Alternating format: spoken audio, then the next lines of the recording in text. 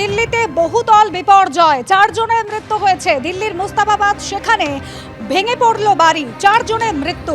ধ্বংসস্তূপে অনেকের আটকে থাকার আশঙ্কা, উদ্ধারে দমকল, পুলিশ এবং এনডিআরএফ।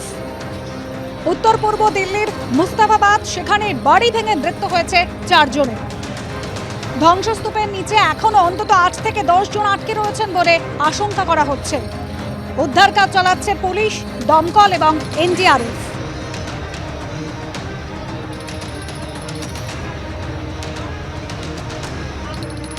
এনডিআরএফ এর টিম কাজ করছে, কিন্তু এখনো ধ্বংসস্তূপের নিচে বেশ কয়েকজন আটকে রয়েছেন বলে আশঙ্কা। ফের বহুতল বিপর্যয় এবার উত্তর পূর্ব দিল্লির মুস্তাফাবাদে। ইতিমধ্যেই 4 জনের মৃত্যু হয়েছে বলে জানানো হয়েছে।